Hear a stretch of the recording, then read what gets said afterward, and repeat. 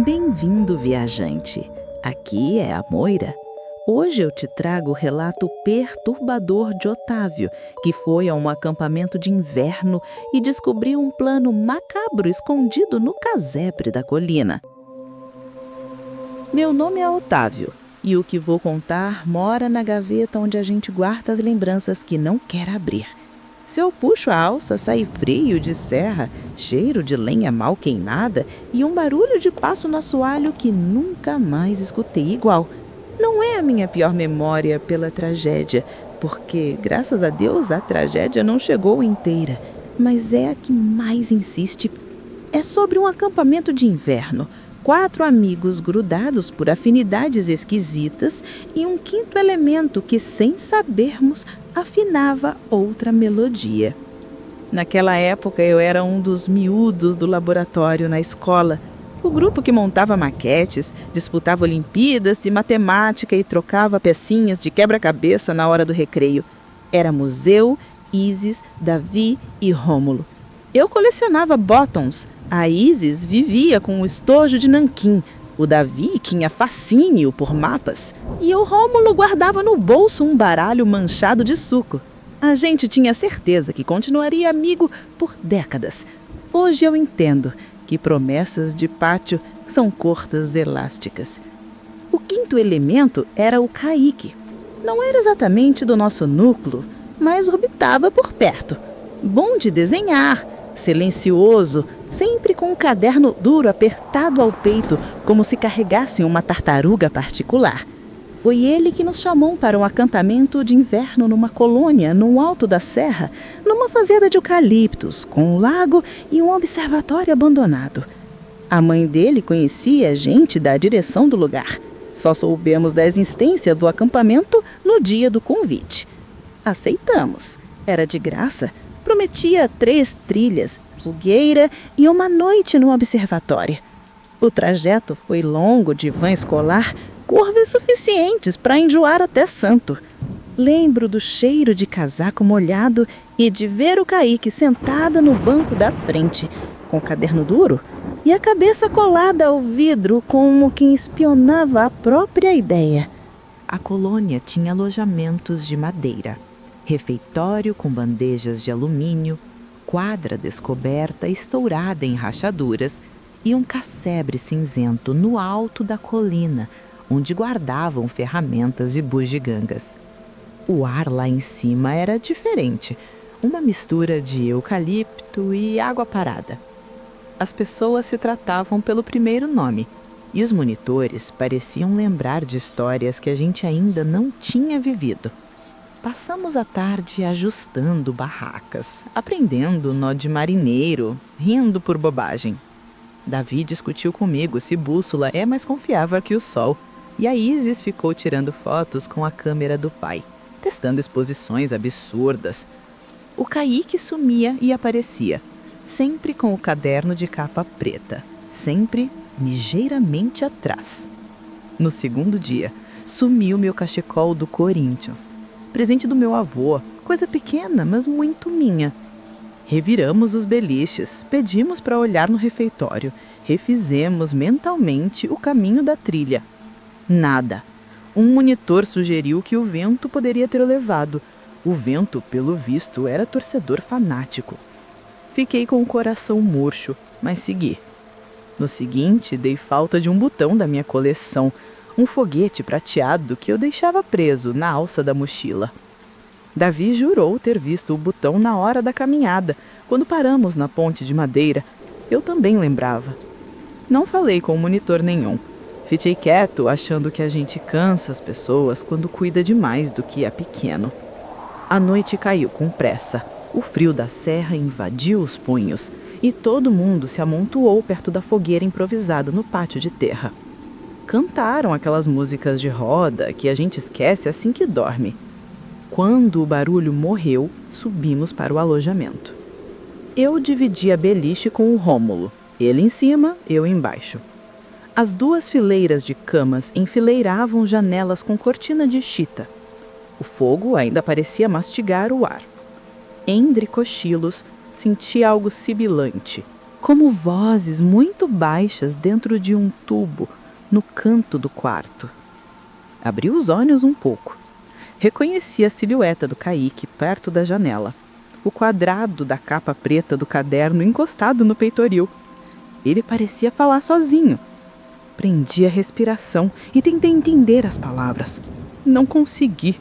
Podia ser oração, podia ser ensaio, podia ser nada. Fechei os olhos. O corpo escolheu dormir por mim. No dia seguinte, empurramos as horas com uns jogos bobos no pátio. Rômulo foi ao banheiro do refeitório e demorou a voltar, coisa comum nele. O que não foi comum foi a minha distração de olhar para o observatório e ver, no janelão partido, um retângulo escuro de alguém observando a quadra. Parecia um capuz, um feixe de casaco.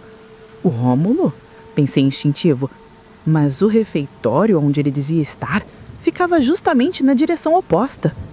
O observatório estava trancado pela manhã e todo mundo sabia disso. Pisquei. A janela ficou vazia.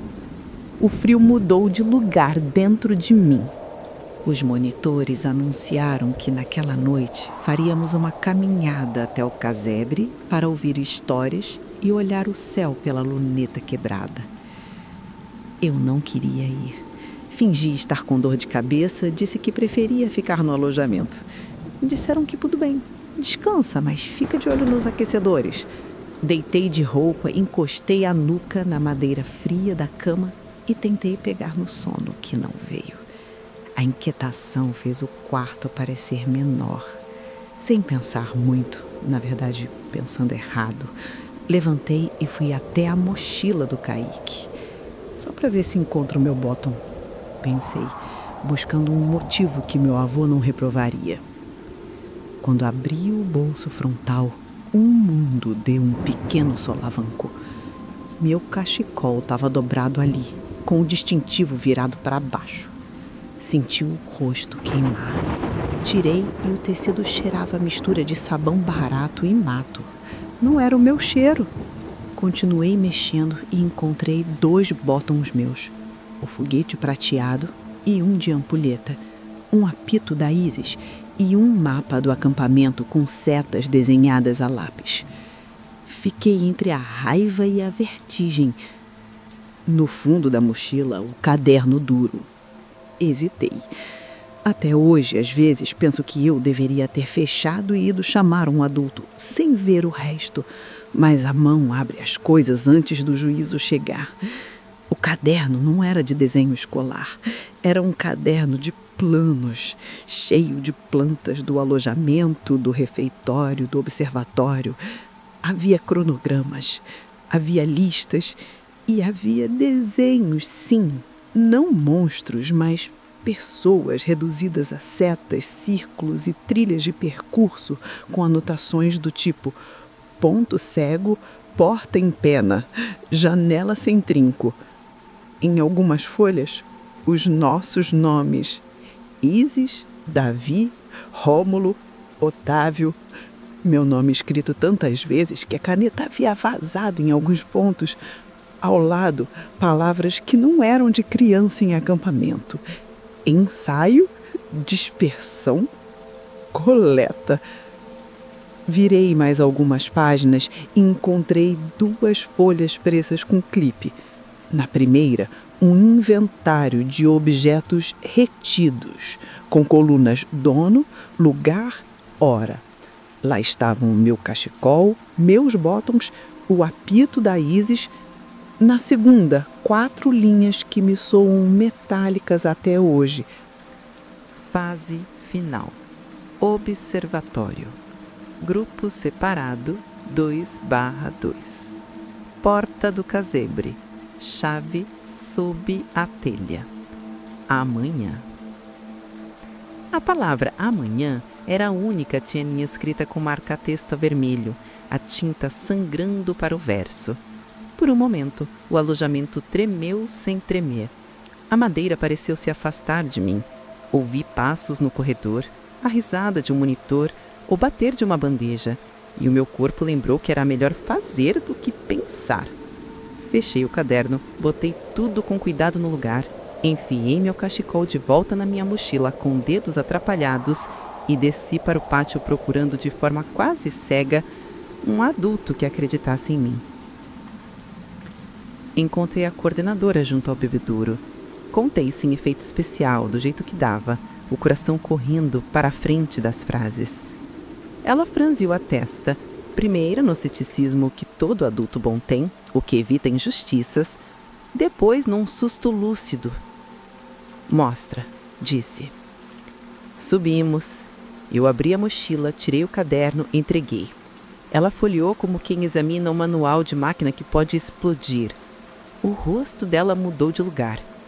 Você põe tudo no lugar e desce para o refeitório agora, pediu a voz entre firme e maternal. E não comenta com ninguém. Eu vou chamar o diretor. Eu obedeci. Ao devolver o caderno ao fundo da mochila, minha mão rasgou sem querer a folha do amanhã pela metade. O barulho pareceu mais alto do que foi. Baixei o zíper com cuidado doentio. Desci as escadas, sem respirar. No refeitório, a Isis perguntou se eu estava pálido por causa da altitude. Ri sem graça e pedi um pão com manteiga. A coordenadora não voltou. Em vez dela, o diretor entrou. Falou em imprevistos, cancelou a caminhada ao observatório e pediu que todos ficassem no refeitório até segunda ordem. O burburinho de insatisfação foi cortado pelo barulho de uma viatura na estrada de terra. As próximas horas ficaram borradas. Disseram que alguém tinha visto gente estranha rondando o casebre. Disseram que a chave sob a telha não estava mais lá. Disseram muitas coisas que não eram para crianças. Fui chamada a uma sala com um vidro que dava para o pátio, onde um sargento me ouviu com a caneta parada no bloco, perguntando onde eu tinha visto o mapa, como eu sabia que os objetos eram meus, se havia testemunha. Falei do cachecol, dos botões, do apito, do caderno, da janela do observatório, dos sussurros da noite anterior. O sargento pediu para eu repetir, tudo mais devagar. Eu repeti. A coordenadora confirmou ter visto documentos atípicos. O diretor suava do jeito que suam homens de gravata em ambientes de madeira. Levaram o Kaique para conversar. Ele desceu as escadas com a capa preta do caderno colada ao peito, como sempre. Os olhos numa linha que passava por cima de mim e atravessava a parede. Não lembro de ter visto raiva, nem vergonha. Lembro de uma atenção estrangeira, como se a cabeça dele estivesse ocupada com uma tarefa que a gente não conhecia. Um monitor acompanhou. A porta do escritório fechou. A polícia saiu da colônia de madrugada com caixas de papelão. O diretor pediu que os pais viessem buscar os filhos para garantirmos a tranquilidade de todos. Em casa, quando contei aos meus pais, desabei antes de terminar a frase. Meu pai ligou para a delegacia. Depois vieram documentos, telefonemas, horas sentados repetindo detalhes. Voltei à colônia com minha mãe para apontar onde estavam a mochila, o beliche, o corredor. Entreguei os nomes escritos no mapa, embora os nomes fossem os nossos e doessem na boca. O resto passou para mãos grandes em mesas maiores. Não sei de tudo o que aconteceu depois. Acham que proteger a gente é calar o mundo. Sei que os cadernos do Kaique foram recolhidos, que encontraram objetos de outros colegas preenchendo a tal planilha de coleta e que o casebre da colina, por precaução, ganhou cadeados novos e um lampejo de luz no poste truncado que havia em frente. Sei que a família do Kaique se mudou. Ele nunca mais voltou para a escola. Ninguém nos pediu desculpa. Ninguém disse, vocês estiveram em perigo. Talvez por vergonha, talvez por medo de nomear coisas. A gente cresceu com um vazio costurado em pano grosso. Ainda hoje, quando ouço o papel rasgando, minha pele lembra da folha do amanhã. Às vezes acordo achando que alguém me observa da janela. O observatório no alto da rua que não existe. Tem noites em que volto ao alojamento. A fileira de beliches, o retângulo de janela, o sussurro de água no cano que vira voz para quem quer. Rio do que posso, do cachecol do Corinthians, dos bottoms cafonas e do meu ar de fiscal de miudezas. Rio, mas não esqueço. Os meses passaram. Digo assim para não ter que dar ao tempo um tamanho. Voltei a falar com o Davi, raramente com o Rômulo e troquei de bairro com meus pais. A Isis cresceu para o lado certo do mundo. Virou arquiteta dessas que desenham portas na medida de pessoas que tremem. A gente ainda troca mensagem de "você lembra?". Às vezes só isso basta para segurar a ponta da rede. Até que um dia tocou a campainha. Não era polícia nem vendedor de internet. Era um envelope sem remetente, com meu nome escrito à caneta de escola. Dentro, nada além do meu bottom de foguete prateado. O mesmo que faltou na alça da mochila no segundo dia, e um papel branco, curto como lâmina. Você ainda olha para cima? Nenhuma assinatura, nenhum endereço. Eu ainda olho para cima, mas hoje olho com um pé na porta. Guardo o envelope numa pasta transparente, com outras peças do meu pequeno arquivo pessoal de memórias perigosas. Não por paranoia, por respeito. É a forma que encontrei de dizer a mim mesmo que coisas acontecem de verdade, mesmo quando os adultos jogam a toalha por cima para cobrir. Se você me pergunta o que eu teria feito diferente, respondo sem grandiosidade. Eu teria falado antes. Teria virado a mochila imediatamente diante de um adulto, teria largado o cachecol onde estava, respirado fundo, ido até a coordenação, com a coragem de quem sabe que prudência não é acusação, mas a gente aprende depois. A lição que ficou é simples e larga. Não diminua o que estranha e não envergonhe o seu corpo quando ele te puxa para trás. Ele já viu coisas que a cabeça ainda não entendeu. Passei a colecionar outros bottoms, palavras. 3 delas ficam presas no meu casaco mental, na altura do peito. A primeira é sinal. Faça combinados, tenha códigos, erga pontes com quem pode te ajudar. A segunda é porta. Confie no trinco, no não agora, no espera aqui dentro que vou chamar alguém. A terceira é nome. Chame as coisas pelo que são. Caderno de plano não é esquisitice, é alerta. Com o tempo, adotei pequenos rituais que me pacificam. Anotar horários, avisar quando chego, combinar palavra-chave com quem está comigo. Pode soar exagero, mas é o meu jeito de devolver ordem ao que um dia quase foi caos. Volto às vezes ao alto de alguma rua e olho, sim, para cima, não para caçar medo, mas para lembrar que antenas e janelas também são testemunhas. E quando o vento passa por entre eucaliptos, ele ainda traz um assobio que meu corpo reconhece. Eu fico atento e passa. Eu contei, não para te assustar, para não me esquecer. Porque certas histórias, se não são ditas, crescem por dentro do peito até confundirem amanhã com agora. A minha, eu espero, ficou do lado de fora o suficiente para me deixar dormir melhor. Esse foi o relato de Otávio. Qual foi o trecho mais perturbador para você? Se ouviu até aqui, deixa o like e se inscreve no canal. Nos encontramos no próximo Pesadelo Diário.